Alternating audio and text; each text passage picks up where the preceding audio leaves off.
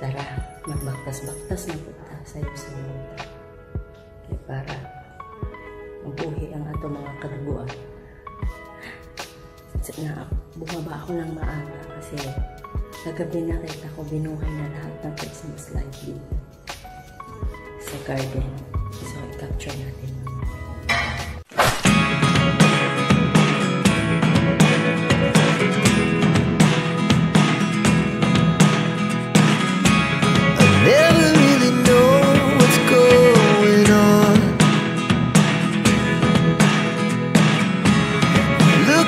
Sometimes like all you want to do is run.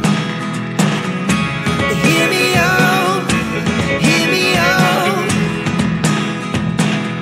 If all the things you never show. Umuwi na ako ng maaga kasi masakit talaga yung paa ko. Masakit siya ilakad. So, mag-almusal tayo habang kukuskus ng nakaluto na talaga ako. Kanin na may kamote, tapos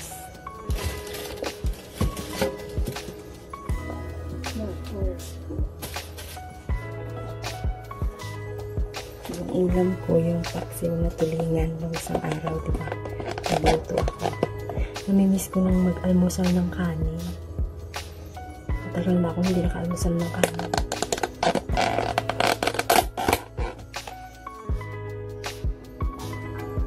So, yan ang ating kakainin sa umaga with coffee. May avocado pa ako isa. Tapos nang kumain. So, kumain muna tayo bago mag-kuskus mo. Kakain muna ako. Takam na ako. Takam na ako yung ganyan ba o. Yung gaganyanin. Ay, sa Pilipinas. Lagi yan. Ay, ang sarap. Mas ganyan. Mas ganyan. Parang lechon. Ang ganyan ka sarap.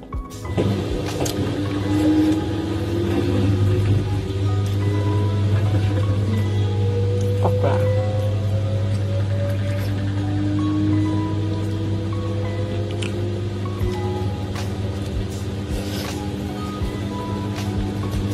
Ano kaya mo? Matamis na matamis ang kamote.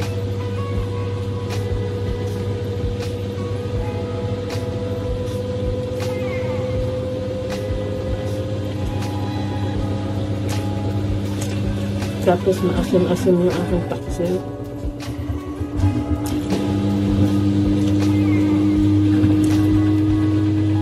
Hindi tumalab yung sili. Di maanghang.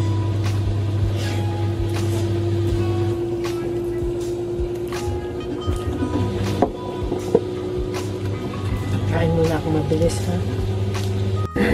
Busog na ako. Naglagay na rin ako kuskus na rin ako ng ice sa mukha ko. Paano yun na lang natin. Nag-cool down naman na siya. So, pwede na tayong mag-tone. Busog na busog ako. Miss na miss ko yung ganong almusal. Diba? Sa atin, laging ganun eh. Kanin ang almusal. Eh, umuwi naman ako ng maaga. Makasain ako. Tapos, yung kanin ay may isang kamote. Hiniwa-hiwa akong naliligit. Napakasaya ng araw ko. Nakakain ng kanin na may kamote. Ang ulam ay paksiw. Para sa akin, parang lechon na yan dito. Paksiw kasi, bibihirang lulutuin kasi maasim. May ahon. Siyempre, ang bahay dito, hindi naman ganun ka-open. Tulad sa Pilipinas, nalusutan ng hangin. So, mga magreklamo ang so, tago. Hanggat kayang makatago. Kaya pag nandito sila, hindi ako makakain ng paksiw. Siyempre, pagbukas ko ng baonan, mangangamoy siya. Lumamig na siya, bigla siyang, alam niyo pag uwi ko, maya-maya, bumuho sa malakas na ulan, tapos lakas ng hangin. Tapos ngayon, ambon na lang, pero, ano na siya, Pagi na. Yan, simula na yan ang malamig.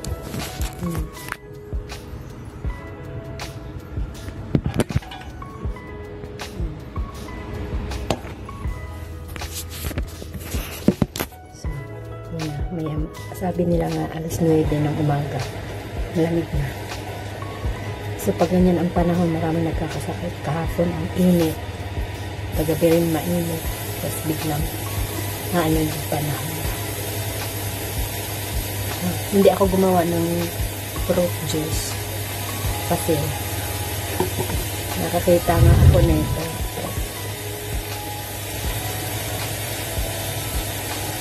I-sale. Ay, hindi ako gumawa ng fruit juice. Ay, kanina pala bago ako kumain ng kanin. Kasi hindi nasanay ang tiyan na nag-aalmusal ng mabigat. So, bago ako kumain ng kanin, nag-take ako neto. Itong fruit juice. Alam niyo, pag nag-take kayo neto, dudumi kayo ng sa akin 4 na beses sa umaga, tapos wala na yan sa maghapon. Feel na feel mo, ang gaan ng katawan mo. Ang kagandahan lang yan, hindi sumasakit ang tiyan mo, parang bago ka magpupo. Hindi pa. Ramdam mo lang na gusto mong mag-toilet. Tapos pag nag-toilet kayo, buhos lahat. Labas lahat. So, noon, everyday ako nagtitake kasi feel ko bloated ako. Kumakain ako ng dried na prawn at saka yan. Pero nung simula nung nag-take ako lagi ng 2 beses na ako nagdudumi sa isang araw. So, in-stop ko ng pag-inom yan. Umiinom lang ako yan pag kunyari heavy ang breakfast or feel ko bloated ako, yung ganun. Saka ako na-inom. Healthy siya eh. Yun. So, kumain ako ng maraming kanin ngayon. Maya-maya mga after before siguro 1 hour or basta mga 1 hour siguro. Ay, limit na natin 1 hour. Dudumi na ako ng 3 beses yan. Para hindi lang feel na pangit yung gabi sa feeling yung busog na busog ka. Mabigat sa katawan. Pangit din kasi. So, tapos nito, gagawin ko ng juice yung alaga ko. Kasi mag-i-exam daw pa. Hanggang Lunes ang exam niya. Tapos bababa na ako magka-car wash. Car wash day, Saturday. Tapos kung may oras ako mamaya, may umorder sa akin ng photo cheese. Ang Christmas party nila.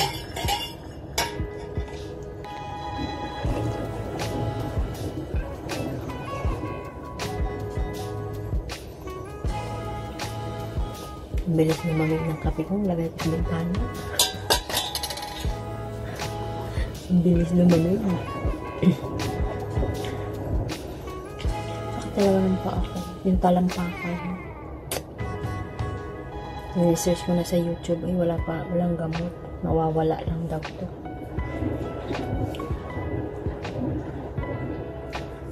Mali. Hindi pala ito. Night cream ito. Yaan mo na. Ano sa kakachismis ko. Sinusa talaga ako. Ito dapat ang sa araw. Ito ang sa gabi. So, diba? Nakakain lang ng kanin sa umaga. Eh. Wala na. Ito bastos to. Nandudura to eh.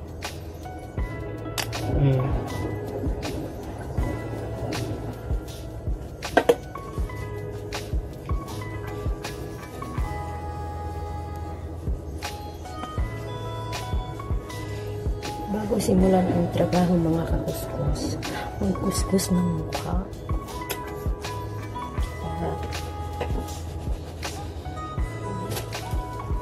Happy together and always forever.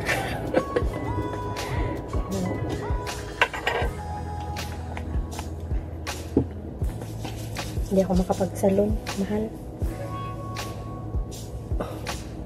Lagi nagpapaano ko sa buhok ko. Ano, 1,200 Hong Kong dollar. 7,000 sa 1,000. Tapos may 200, 8,000 mahigit. Samantalang sa Pilipinas, pag nagpapagawa ko dun sa may UN, bayad ko lang wala pa yata ang 2,500. Parang 1,000 mahigit lang yun. Pero yung nagagawa sa buhok ko, punta na daw siya ng Australia yata, student, mag-i-student visa siya. Back lang yun. So, wala na siya doon siguro pagbalik ko, pag-uwi ko sa June. So, maghahanap tayo ng gagawa ng buhok natin sa June, sa Pilipinas, sa Davao, sa Panabo. Yung mura, pero maganda yun. So, basta na tayo ng trabaho, no? Tapos na tayo, no? Pagkakulong tayo ng juice. Aloe vera orange juice. $6 lang. Ay, 8 pala. Isasalin ko dito para malagay ko sa rep. Kasi pag ilagay ko ito ng ganito sa rep, pagkita ng alaga ko, syempre hindi naman niya alam. Basta kung anong meron sa rep, kanila yun. Syempre, inibigyan. Pinumutasan mo lang akong juice. Kahit pag nalagay ko ng ganito, alam mo ang akin. Hindi mo gagawin.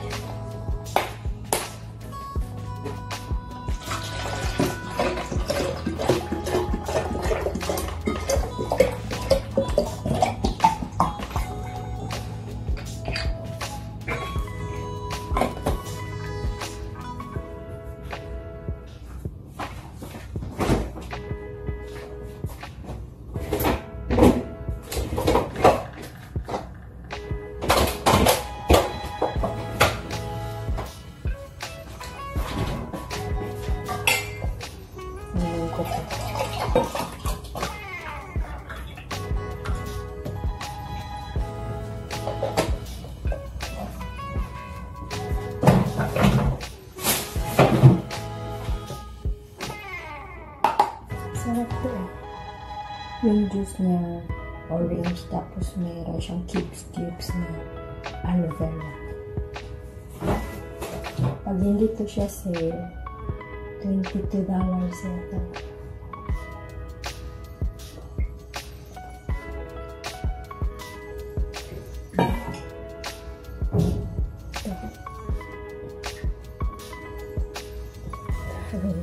Aloe vera. So, pag uminom ako yan, kaya ako 25 years old. Pwede na! Balo na balik sa edad mo, 25 years old. Sarap.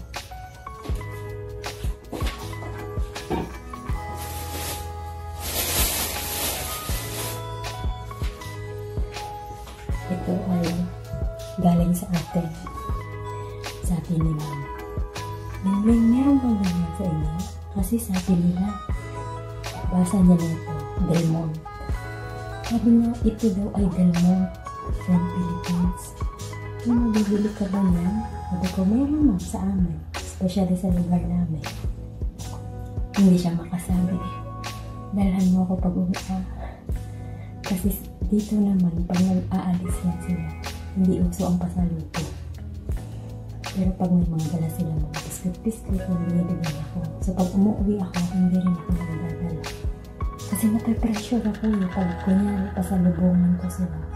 Tapos sa susunod kong uwi, hindi ko sila madala. Nape-pressure ako kaya sinanay ko. Wala akong dala tuwing balik. Hindi naman nagdadala. Pero sakali, this June, pag-uwi ako. Yung mga mangustin, buon, pamela yan dito. Gusto niya. At saka, may makita ko sa pangagabilan ko. Wala, taasan ko na sila. 8 years na ako dito, hindi ako pinataasan na sila. Minimum na ako. Pero okay din. Magaan na ang trabaho ko. May araw lang talaga na busy. Mas magaan ang trabaho ko, mas free ako kaysa sa ibang katulong. Huwag na maghanap ng labis-labis.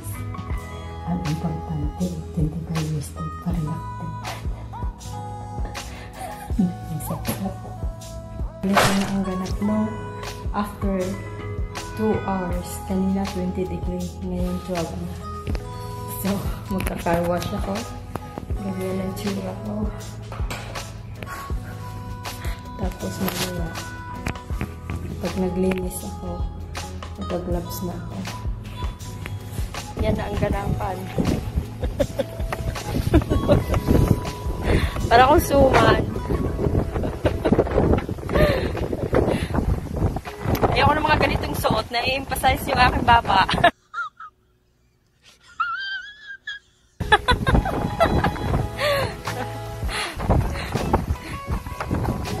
Pag ganito, gusto ko to, isa lang to eh. Dalawa pala yung isa ko itim. Malaki naman. Pag kasi ganito, look bulky siya, pero napakasarap niya sa loob. Yeah, all around to. Minsan nasa bakan, minsan sinusuot ko na rin sa labas. Importante, hindi ka mabahaw. Tsaka importante, warm yung katawan mo pag hindi eh. Bahing ako ng bahing, atsing ako ng atsing. Kasi init kahapon, tapos biglang bababa yung temperature. Di syempre, ano ang katawan mo? Ewan ko ba itong weather na to? Parang ugali ko. Biglang nag-iiba. Parang mood ko ba? Minsan naiiyak, minsan na, hindi na naiyak. Parang buang lang.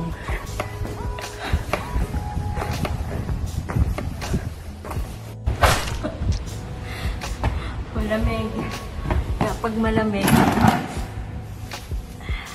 sama. Ay, kailangan balot eh. Try na. Gloves. Ang tubig eh, parang may yelo. Pero mas malamig pa. Ganyan lang ganap. So guys, mga kuskus, sa panahon ng winter, huwag na kayong mag-comment ha kung pabalik-balik yung jacket ko. Paborito ko to pag winter eh. Warm kasi siya sa katawan. Parang sinisipon ako.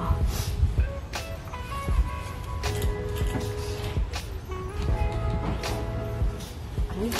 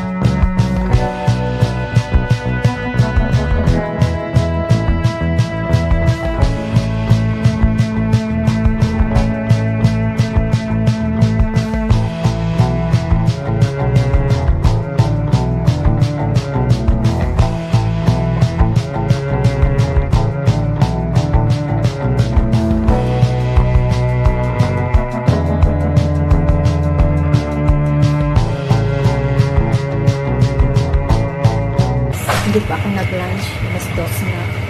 Gusto ko kumain ng may sabaw na na karne. Kung anong meron, yun lang ang lulutuin ko. So, nakabili ako kahapon ng baboy. Tapos, pinakuluan ko siya ng medyo matagal. Tapos, itong kamatis, pakukuluan ko rin ng napakatagal dyan hanggang sa maging juice na rin yung kamatis. Tapos, lalagyan ko lang siya niyan.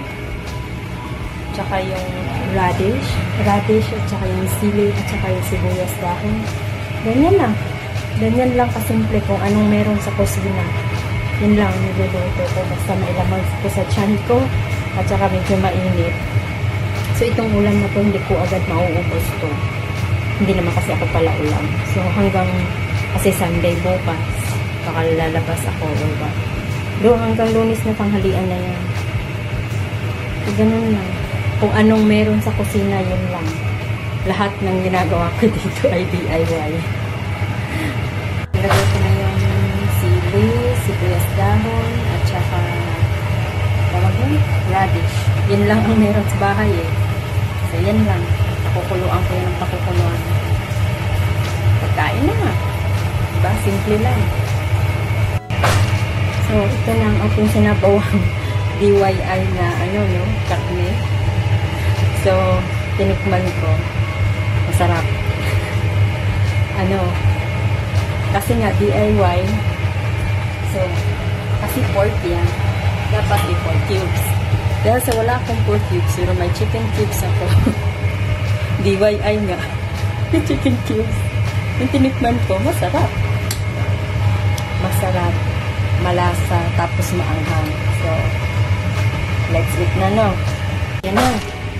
Let's eat na. Sarap. Diba? Kung anong meron sa ref, yun ang kainin nyo. Huwag maarte. Pag OFW, hindi pwede maarte. Yung mga hindi kumakain dyan ng gamot, kakain ka talaga ng gamot.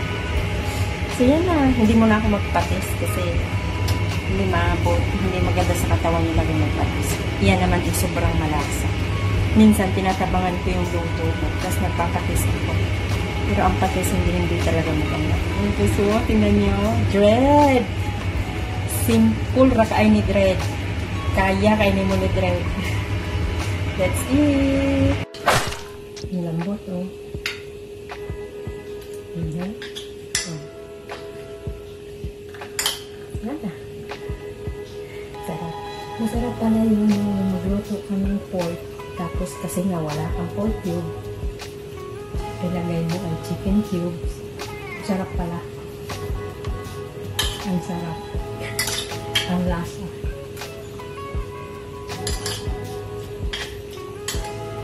Tapos ang halis. Tapos may sili.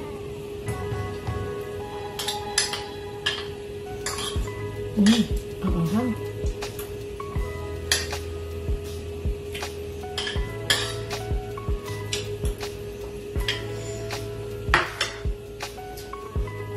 Ang sarap ng pork, tapos lagyan mo ng chicken cubes. Ang sarap. Kasi, sa mga supermarket dito, wala masyadong pork cubes. Ang nabibili ay chicken cubes at mura. So, bumili ako ng malaking ganun. Malaking box ng chicken cubes. Hindi maubos-ubos. Ayun, nagluto ako. Pag magic sarap lang, ako na. Experiment niya. Yung pork, lagyan mo ng chicken cubes. Ang resulta, pag kalami. Tapos, yung mo pa, yung karne mo pa na, ganyan mo lang.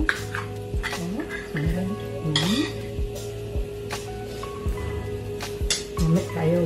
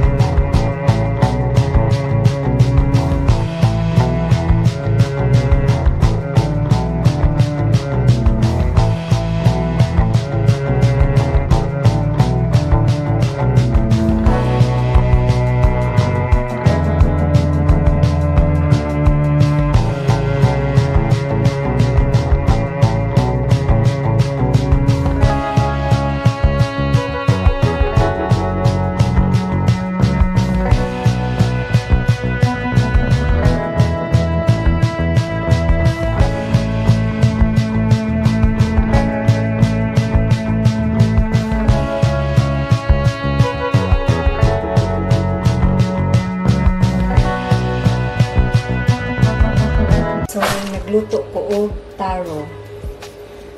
Tangan ako siya, ubora siya na ako gimuon og taro yam, pero simple lang ni siya, napadyo isang napailaing na ingredients, pero karon kay wako kapalit atong ano na ingredients, himuon lang na itong simple. Lami ni siya ipang merienda.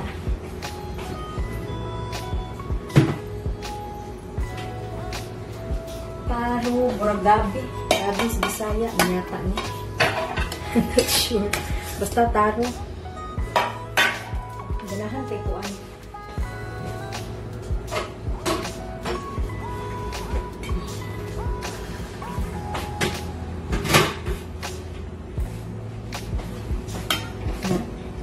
Ako na siyang gi-steam sa among steamer, ha? Pwede gudog. Wala steamer, karahay. Nakagod. So, ako siyang i-smash.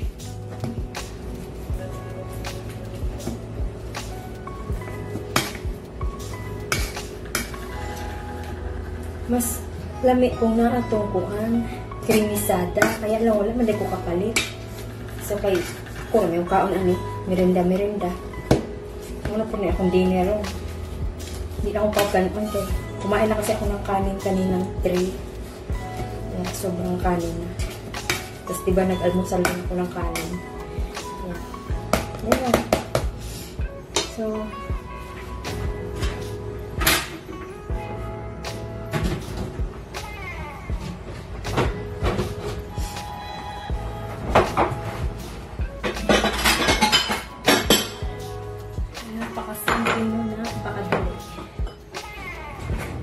ang gagawin ko, nilalagay ko to sa ref, tapos pag gutom ako, kasi hindi na ako bumibili ng junk foods.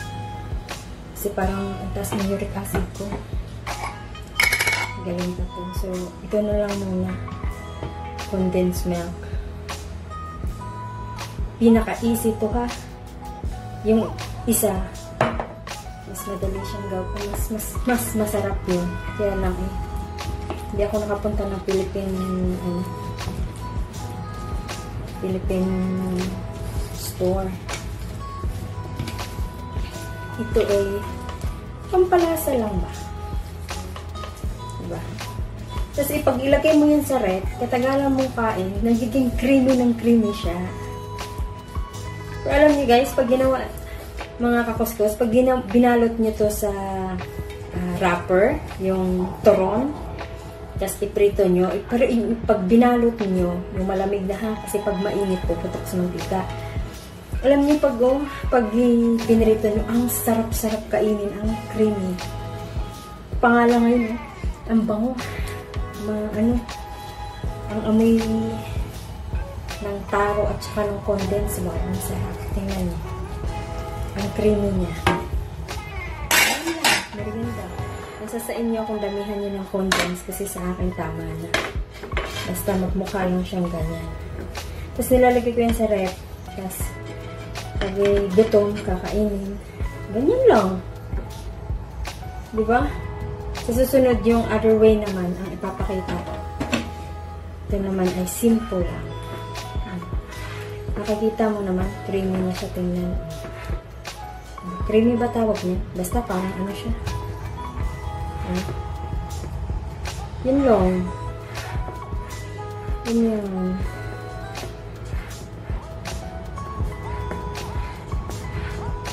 Pwede mo rin ito ihalo sa biko. Pag hinalo mo ito sa biko, ang sarap-sarap. Umuwi na lang kaya ako ng Pilipinas na magtinda. Tsaka. Kapag tinaan. Pero? Ganyan lang. Hindi siya matamis sa akin. Kasi ayaw ko na matamis. Pero kung gustong-gusto mo yung creamy, cremisada. Angel ba yun? Cremisada Angel. Diba?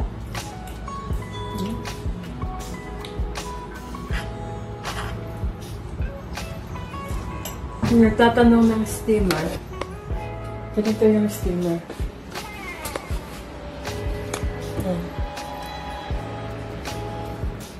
Pero pag yung mga isda ang ginagawa ko, yan, kawali na yung malaki.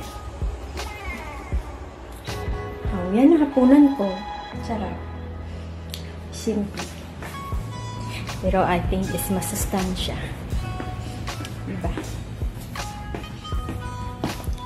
Sa susunod na yung mas creamy. Pag nakabili na ako ng ingredients. Dito muna tayo sa simpleng katulad ko. Buhay na ako. Kahit sa gubat ako ilagay, buhay na buhay ako.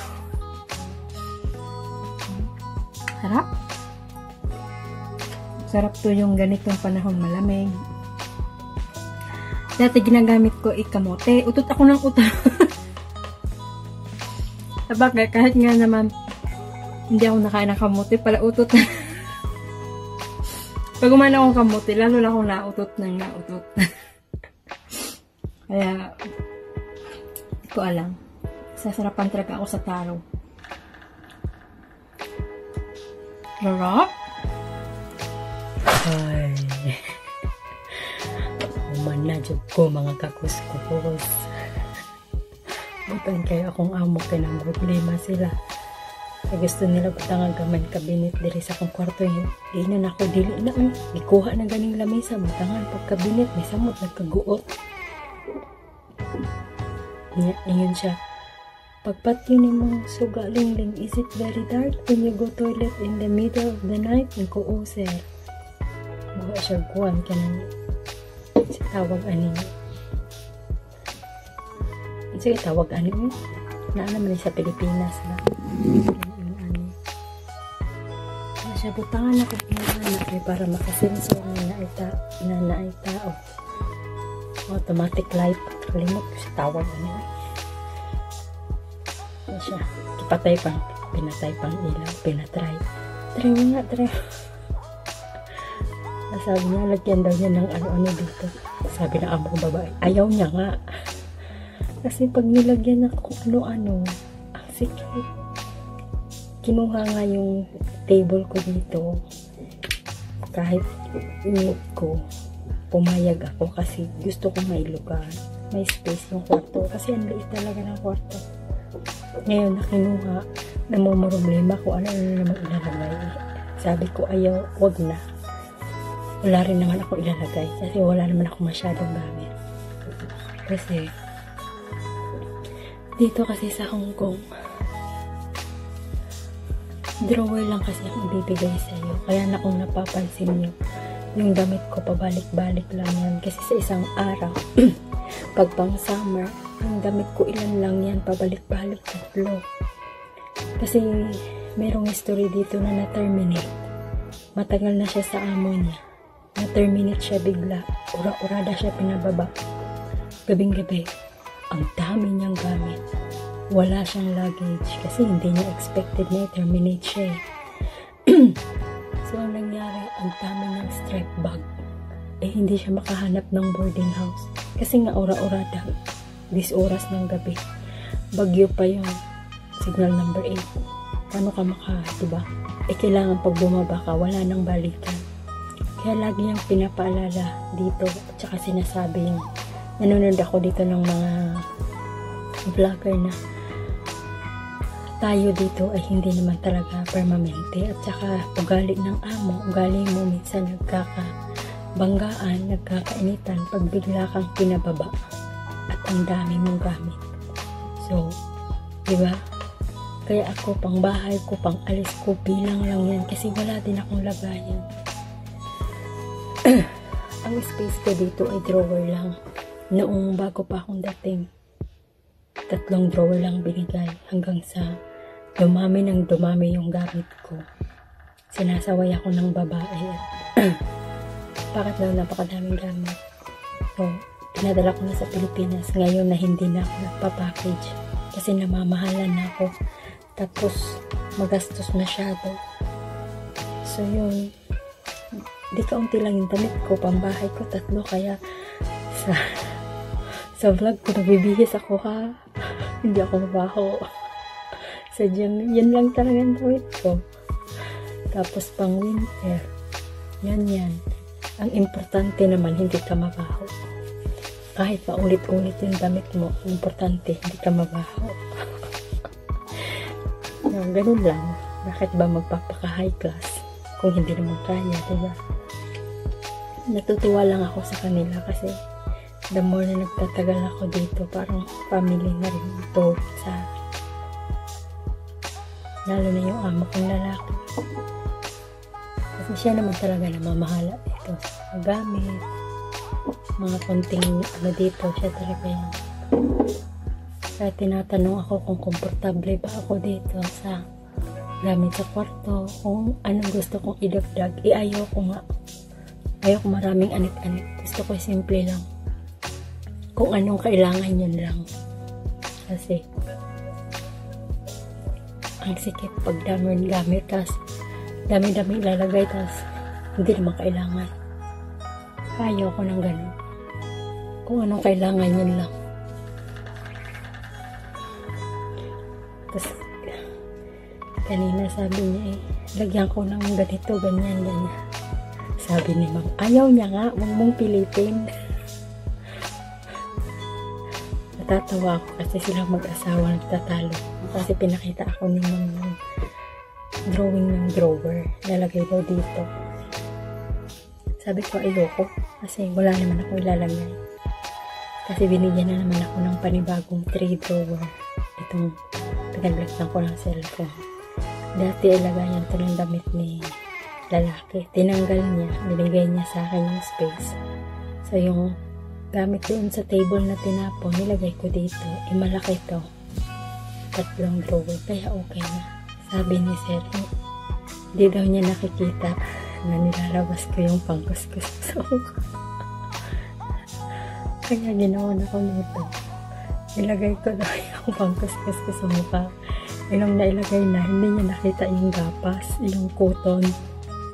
Sabi niya, wala nang space, no? Ganun. Saan mo ilalagay yung cellphone mo? Ganun. Sabi niya, lagyan ko ng cabinet dito. Lagay mo yung... Sabi ko, wag na. Wag na. Sabi ko, ganun. Sabi niya, di, lagyan mo ng kung... Ano ko yung sinasabi niya? Kasi minsan English na, di ko maintindihan. Sabi ko, wag na nga. Kanina nagtalo sila, sabi niya, lagyan nga natin ang cabinet. Sagot naman ni babae, huwag na nga, ayaw niya nga pipilitin mo kung ayaw. Nakikinig lang ako, natatawa ako, natutuwa din sa kanila. Iniisip din nila ako. Tapos tinanong ako nila lahat. Sabi ko, huwag na siya.